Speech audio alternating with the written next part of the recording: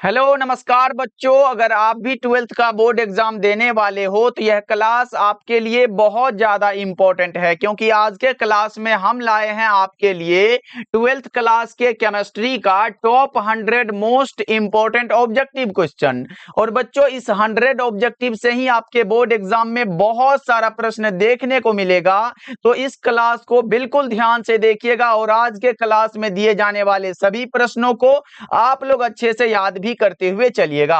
Okay जी, चलिए फिर class को स्टार्ट करते हैं। बच्चों, आप लोग भी आंसर को लगाते हुए चलिएगा, जिससे कि आपको यह पता चलेगा कि इस 100 ऑब्जेक्टिव में आप सही कितना कर पाए हो।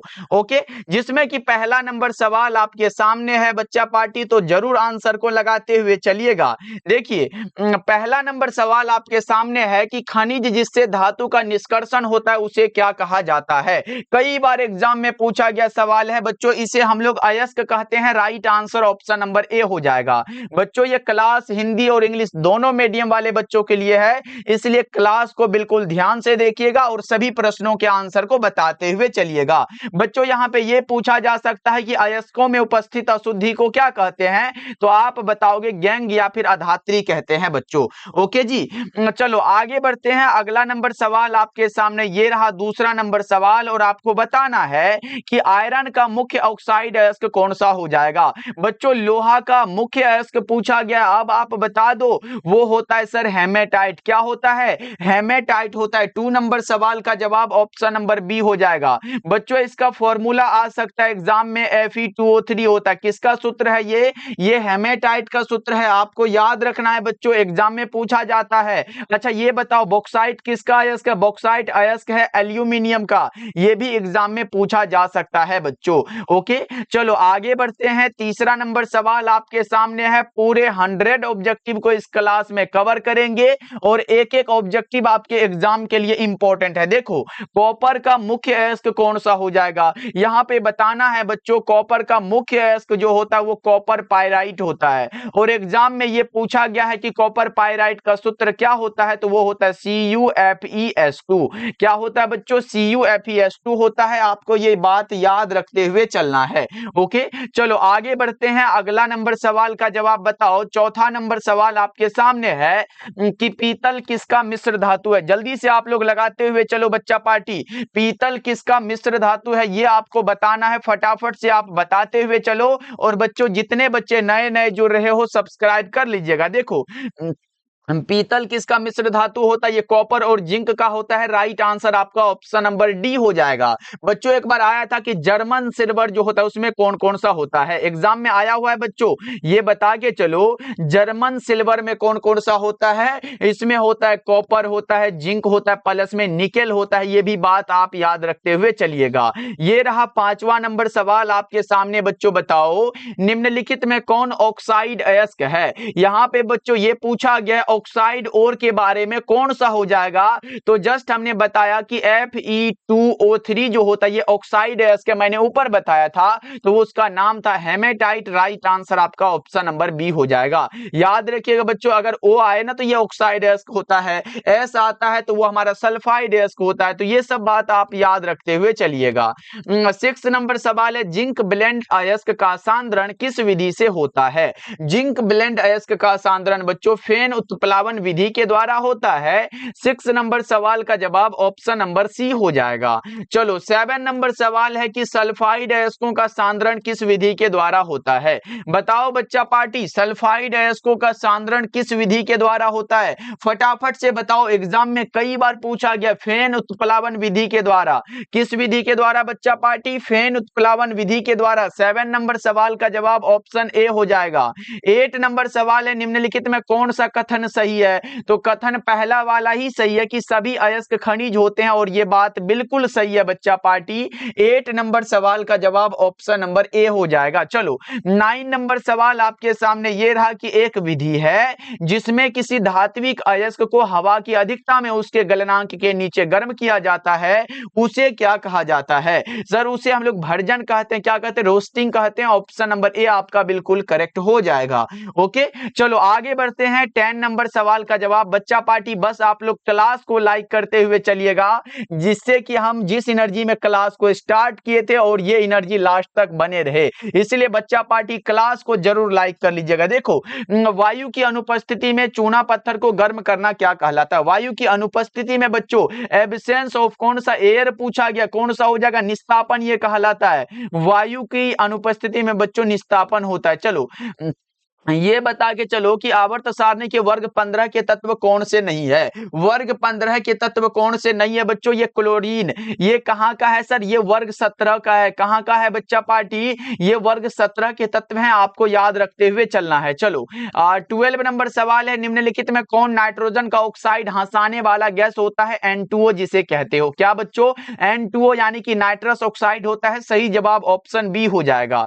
13 नंबर सवाल का जवाब बताओ, नाइट्रिक अम्ल किस विधि से तैयार किया जाता है?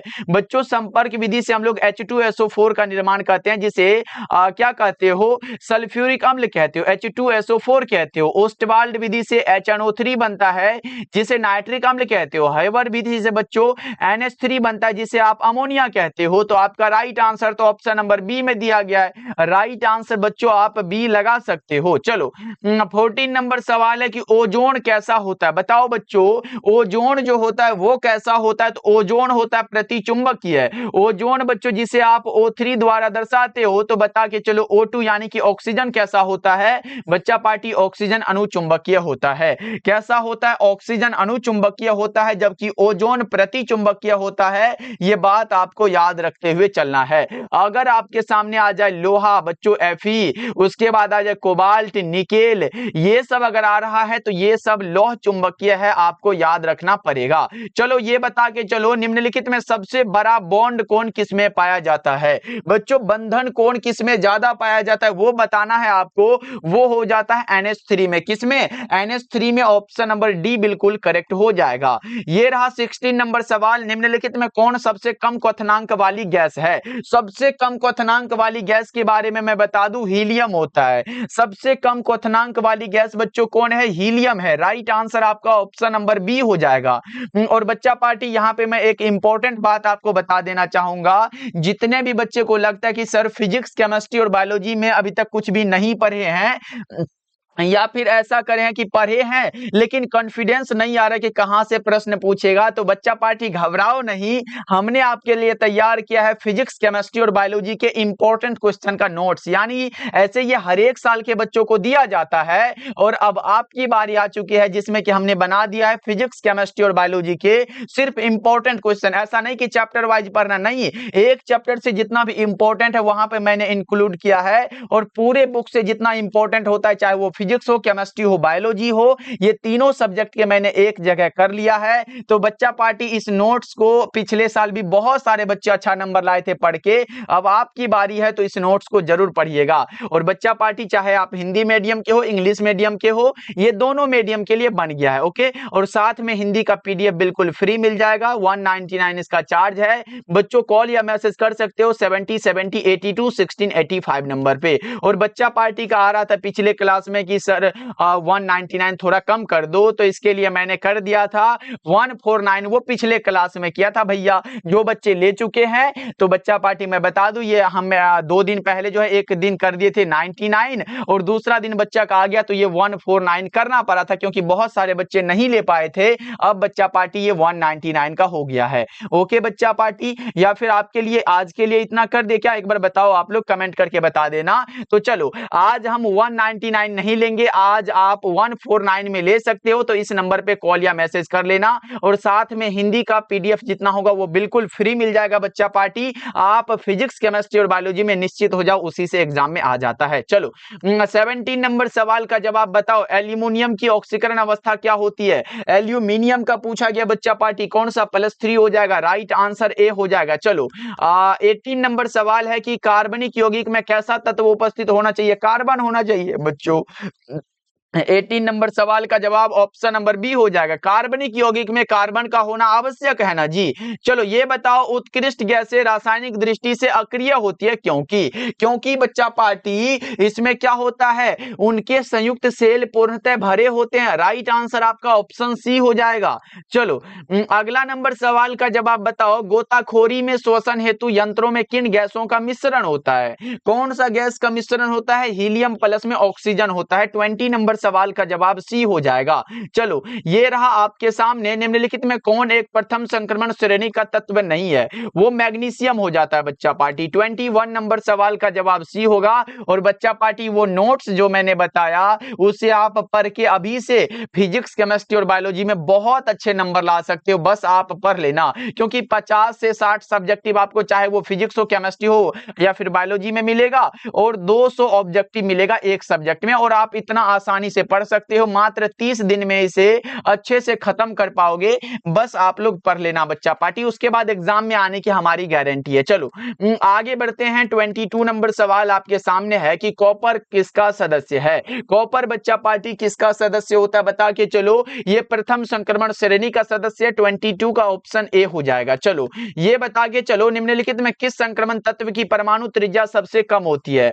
किसकी परमाणु त्रिज्या सबसे कम होती है? वो जिंक की। ऑप्शन नंबर डी आपका बिल्कुल करेक्ट हो जाएगा। बता के चलो बच्चों, समन्वय यौगिकों के लिए सबसे पहला महत्वपूर्ण सिद्धांत किसने दिया था? वर्नर ने दिया था। समन्वय यौगिकों के लिए सबसे पहला महत्वपूर्ण सिद्धांत वर्नर ने दिया था। ये बता के चलो, निम्नलिखित में कौन एक द्विक लवण का उदाहरण है? बताओ बच्चा पार्टी, द्विक लवण का उदाहरण कौन सा हो जाता है? Potash, alum.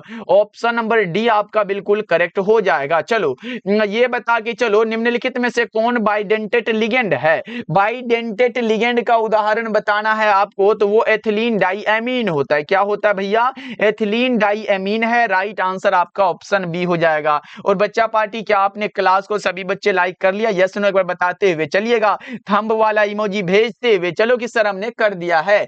ओके, सभी बच्चे एक बार क्लास को लाइक कर भी लीजिएगा। चलो 27 नंबर सवाल है, निम्न में से हरा थोथा क्या है? हरा थोथा किसे कहते हैं बच्चों, बताओ एक बार। हरा थोथा FeSO4 × 7H2O। Option number A बिल्कुल करेक्ट हो जाएगा।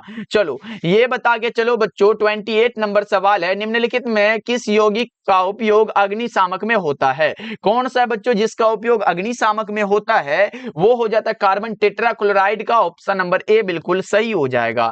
चलो ये बताओ, Na2O में यानी कि बच्चा पार्टी सोडियम ऑक्साइड में सोडियम का कोऑर्डिनेशन नंबर पूछा गया है, तो कितना हो जाएगा? सोडियम का 4 होता है, ऑक्सीजन का 8 होता है, तो दोनों याद रख लो ना। चलो आगे बढ़ते हैं। 30 नंबर सवाल है, जब एथिल ब्रोमाइड की अभिक्रिया शुष्क सिल्वर ऑक्साइड से कराई जाती है तो क्या बनता है? तो क्या बनेगा बच्चों? ये डाई एथिल ईथर बनता है। राइट आंसर आपका ऑप्शन ए हो जाएगा। बता के चलो 31 नंबर सवाल है, जिंक और जल के साथ क्लोरोफॉर्म के अवकरण से क्या प्राप्त होता है? जिंक और जल के साथ बच्चों क्लोरोफॉर्म के अवकरण से मेथेन प्राप्त होगा। राइट आंसर आपका डी हो जाएगा। बता के चलो आप लोग, एथिल ब्रोमाइड को अल्कोहलीय कौस्टिक पोटास के साथ उबालने पर क्या बनता है? एथिल ब्रोमाइड को अल्कोहलीय कौस्टिक पोटास के साथ उबालने पर बच्चा पार्टी जल्दी से बता के चलो कौन सा हो जाता है? आप लोग बता के चलो ना। एथिल ब्रोमाइड यानी कि C2H5Br जो होता है, यही एथिल ब्रोमाइड है ना। इसका किसके साथ? कौस्टिक पोटास यानी कि प्लस में KOH के साथ पूछा गया है। उबालने पर ये क्या बनेगा, ये पूछा गया बच्चा पार्टी। तो एक तरफ ये हमारा रिएक्शन कराते हो तो एक तरफ बन जाता है KBr। क्या बनता है यहाँ पे याद रखिएगा, KBr बन जाता है। प्लस में हमारा जल अलग हो जाता है और प्लस में क्या बनता है? C2H4 बन जाता है। ऐसे करके बनता है। तो इसमें पूछा गया उबालने पर क्या बनेगा, ये पूछा गया ना बच्चा पार्टी, एथिलीन, जो कि आपके सामने ये दिया गया है। चलो आगे बढ़ते हैं। ये रहा प्रश्न आपके सामने, SN2 क्रियाविधि में किसका निर्माण होता है? SN2 क्रियाविधि में किसका निर्माण होता है? 33 नंबर सवाल का जवाब बताओ आप सब। वो होता है संक्रमण अवस्था का। राइट आंसर बी हो जाएगा। चलो ये बताओ, ब्यूटेन टू ऑल एक प्रकार का क्या है? ब्यूटेन टू ऑल बच्चों एक प्रकार का क्या होता है, ये बात आप बता के चलो। ये होता है सेकेंडरी अल्कोहल। राइट आंसर आपका ऑप्शन नंबर बी हो जाएगा। चलो 35 नंबर सवाल है, एथेनॉल जल में घुलनशील है क्योंकि ये जल के साथ किसका निर्माण करता है? आपको बच्चों पूछेगा एथेनॉल किस में घुलनशील है? जल में घुलनशील है क्योंकि ये जल के साथ किसका निर्माण करता है? तो वो करता है हाइड्रोजन बॉन्ड का। ऑप्शन सी हो जाएगा। चलो 36 नंबर सवाल है, अल्कोहल में सक्रिय क्रियाशील मूलक क्या है?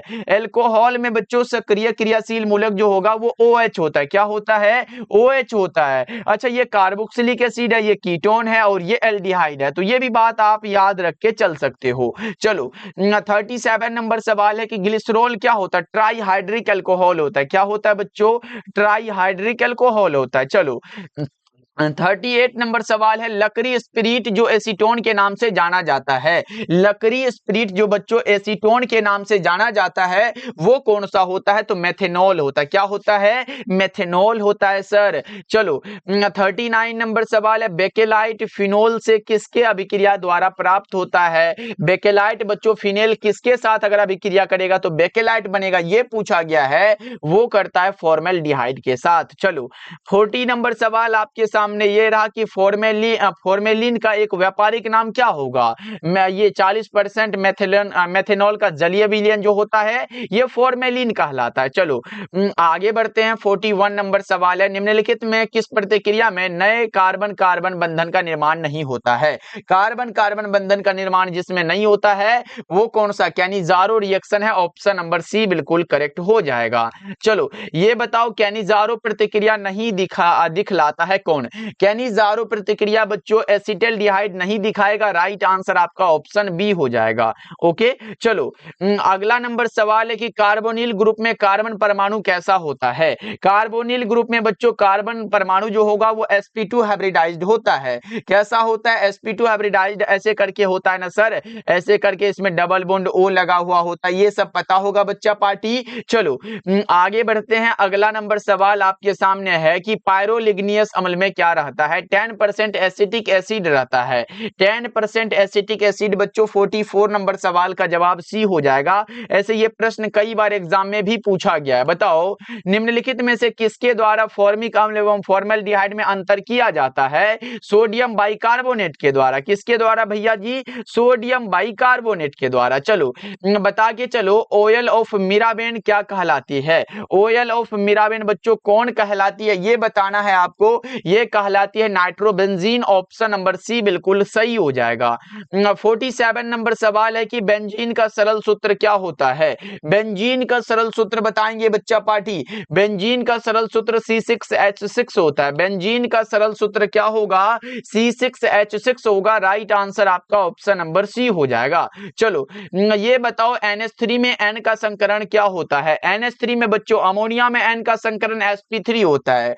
अमोनिया में N का संकरण क्या होगा सर? sp3 हो जाता है। चलो बता के चलो, फिनोल को जस्ता के चूर्ण के साथ उबालने पर क्या बनता है? बताओ आप लोग। फिनोल यानी कि C6H5OH, यही तो है फिनोल। इसको आप जस्ता के चूर्ण के साथ उबालोगे यानी कि Zn बच्चों, Zn क्या है? जस्ता है ना, तो ये क्या बनता है? C6 बन जाता है। प्लस में क्या बनता है सर? H2 बनता है। तो बताओ बेंजीन बन रहा है क्या सर? करेक्ट आंसर आपका सी हो जाएगा। चलो आगे बढ़ते हैं। 50 नंबर सवाल आपके सामने है, प्राइमरी सेकेंडरी टर्शियरी अल्कोहलों के क्वथनांक का सही क्रम कौन सा हो जाएगा? कौन सा हो जाएगा बच्चों? वो होता है 1 डिग्री, 2 डिग्री, 3 डिग्री। आपको ये बहुत आसान सा प्रश्न लग रहा होगा क्योंकि एग्जाम में आया हुआ है। देखो निम्नलिखित में कौन एल्डिहाइड और कीटोन में विभेद कर सकता है? एल्डिहाइड और कीटोन में फैलिंग विलयन द्वारा होता है। राइट आंसर आप ए बता के चलते हो। चलो 52 नंबर सवाल है, एक कच्चा पदार्थ जो नायलॉन बनाने में प्रयुक्त होता है वो एडीपिक अम्ल होता है। कौन सा अम्ल?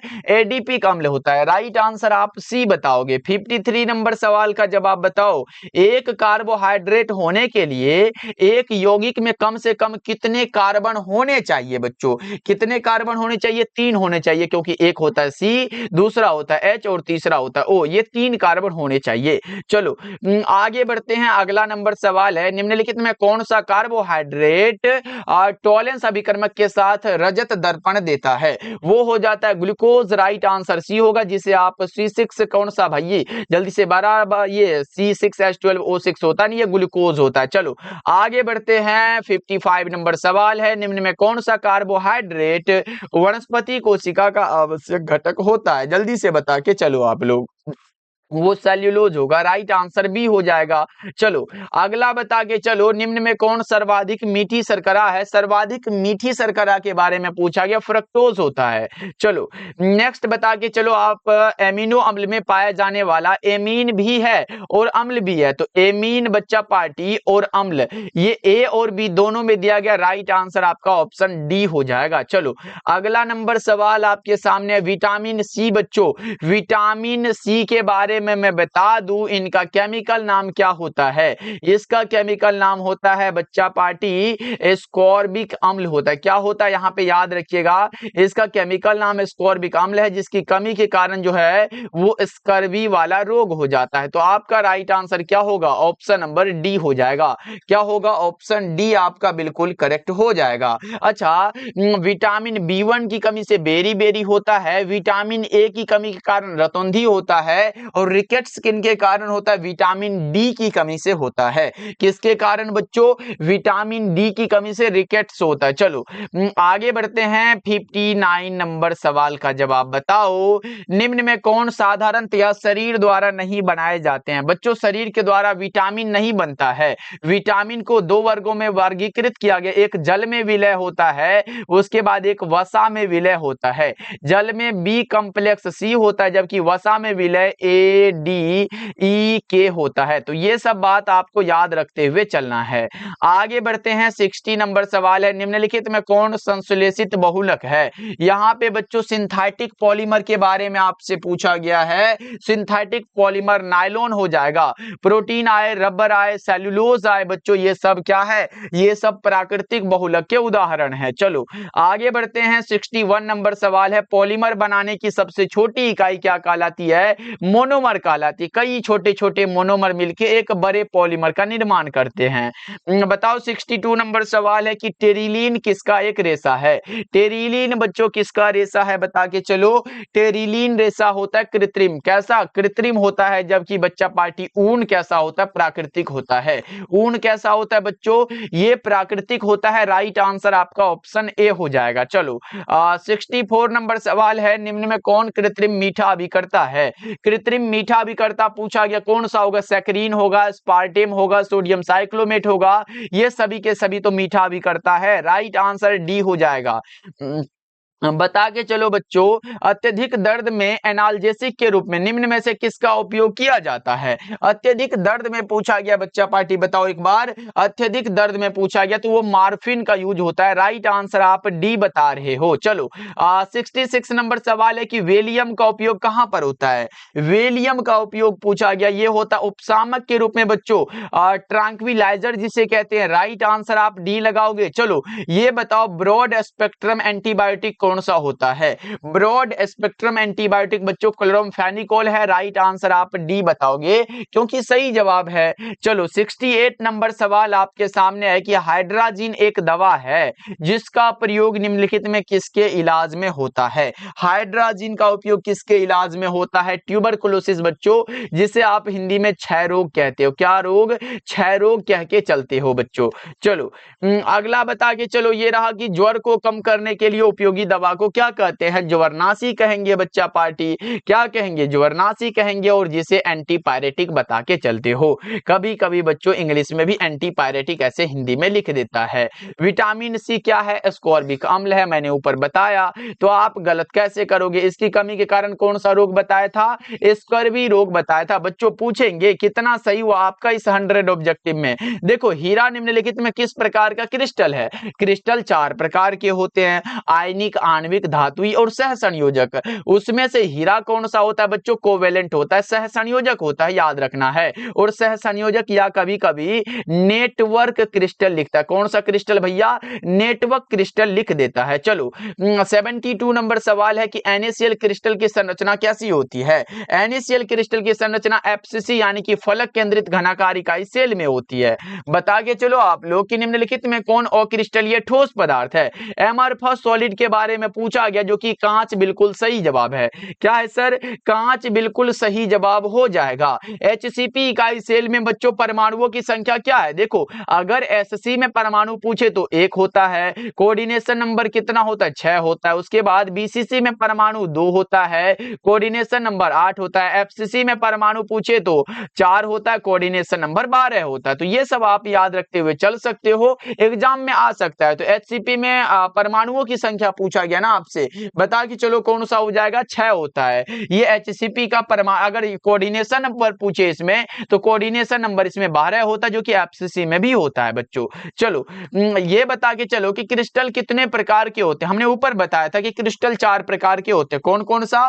सहसंयोजक, आयनिक, आणविक और धात्विक। 4 हुआ। चलो अगला नंबर सवाल है, निम्नलिखित में कौन सा गुण क्रिस्टलीय ठोस पदार्थ का नहीं है? क्रिस्टलीय ठोस पदार्थ बच्चों विभिन्न दिशाओं में समान गुण को नहीं दर्शाता है, मतलब ये अक्रिस्टलीय ठोस पदार्थ का है। राइट आंसर ए हो जाएगा।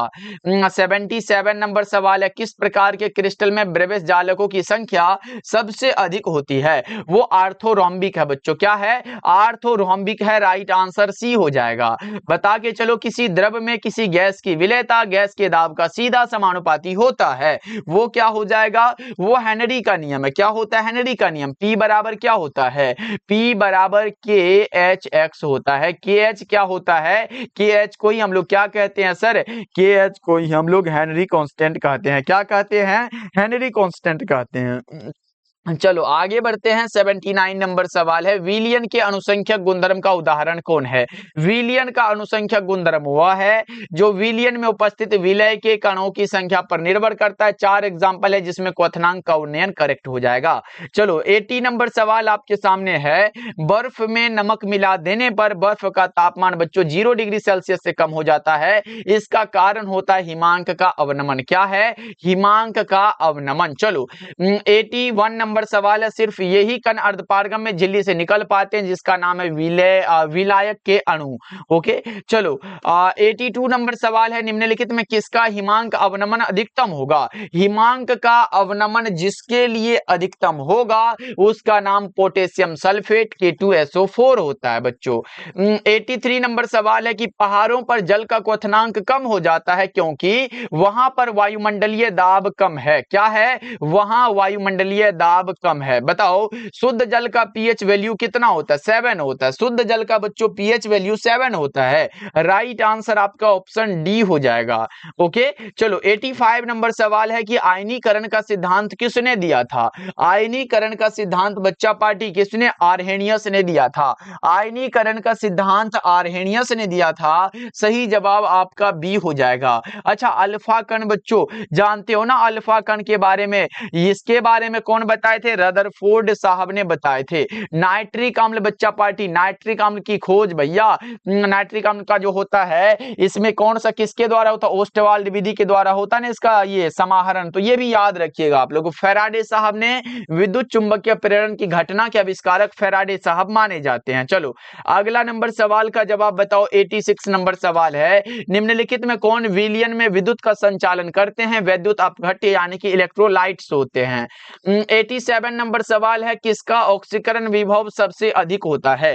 किसका होता है ऑक्सीकरण विभव सबसे अधिक? तो उसका नाम होता है मैग्नीशियम का। अच्छा इसमें जिंक दिया गया, जिंक का कितना होता है? 0.76 होता है। उसके बाद क्या है? कॉपर है, कॉपर का कितना? 0.34 होता है। एजी का कितना होता है? 0.80 होता है, जबकि इसका क्या होता है? 2.37 होता है। प्लस में होता है। राइट आंसर आपका डी हो जाएगा। चलो अगला नंबर सवाल आपके सामने, हाइड्रोजन ऑक्सीजन सेल निम्नलिखित में किस तरह का सेल होगा? ईंधन सेल का उदाहरण है। द्वितीयक सेल में क्या आता है? द्वितीयक सेल में आता है लेड स्टोरेज।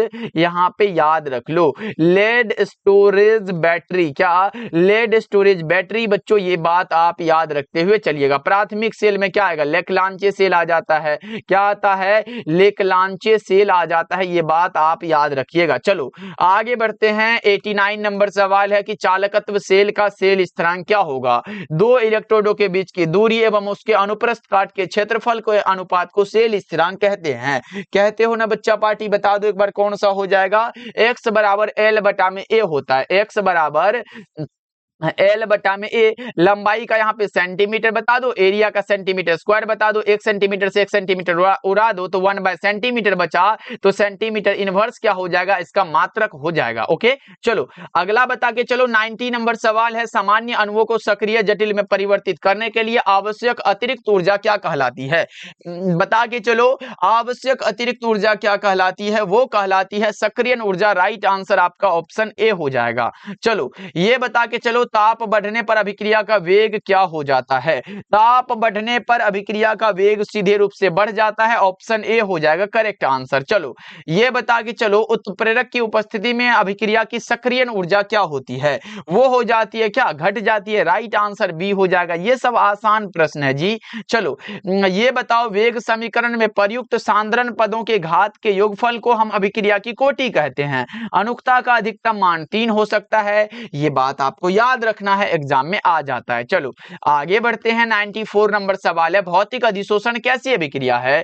भौतिक अधिशोषण उत्क्रमणीय है, जबकि बच्चा पार्टी रासायनिक की बात हो, क्या अगर रासायनिक अधिशोषण की बात हो तो ये अनुत्क्रमणीय होता है। भौतिक अधिशोषण में मुक्त उष्मा बच्चों 20 से लेकर 40 किलो जूल पर मोल में होती है, ये याद रखिएगा, जबकि रासायनिक में 40 से लेकर 400 किलो जूल पर मोल में होती है। तो ये सब बात आपको याद रखते हुए चलना है। ओके, चलो 95 नंबर सवाल है, स्टार्च के जल अपघटन में निम्नलिखित में किस एंजाइम का उपयोग होता है? वो हो जाता है किसका, डायस्टेज का। राइट आंसर डी हो जाएगा। चलो अगला नंबर सवाल है, शीत कक्ष प्रक्रम में प्रयुक्त उत्प्रेरक कौन सा होता है? कौन सा उत्प्रेरक प्रयुक्त होता है? N2O होता है। क्या होता है? N2O, ऑप्शन ए हो जाएगा, जिसे आप हास्य गैस के रूप में भी जानते हो। सामान्य ताप एवं दाब पर किसी गैस के 1 मोल का आयतन 22.4 लीटर होता है। किसका?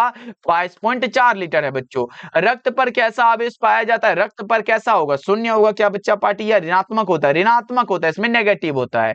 ओके, चलो 99 नंबर सवाल है, दूध एक उदाहरण है पायस का। दूध किसका उदाहरण है? पायस का। ऑप्शन नंबर डी आपका बिल्कुल सही हो जाएगा। दूध बच्चों पायस का, जिसे इंग्लिश में कभी कभी इमल्सन लिख देता है। चलो अगला नंबर सवाल, और आज के क्लास का लास्ट सवाल है, और वो भी बना पाओगे क्योंकि मैंने ऊपर बता दिया है। भौतिक अधिशोषण में मुक्त उष्मा जो होती है ना, वो कितनी होती है? 20 से 40 होती है। रासायनिक होता तो 40 से 400 लगाते हैं। राइट आंसर आपका ऑप्शन नंबर ए हो जाएगा। ओके, तो चलो बच्चा पार्टी, आज कितने सही कर पाए बता दो। इस 100 ऑब्जेक्टिव में आप कितना सही कर पाए ये हमें कमेंट करके बताइएगा। और बच्चा पार्टी, आज आप इस क्लास को कहां कहां से देख रहे हो, आप लोग कमेंट करिएगा। कहां कहां से बच्चे हमारे साथ जुड़े रहते हैं, वो सभी बच्चे आज कमेंट करिएगा बच्चों। ओके, कमेंट का इंतजार रहेगा, और क्लास कैसा लगा इसका भी कमेंट करिएगा बच्चों। मिलते हैं फिर अगले क्लास में।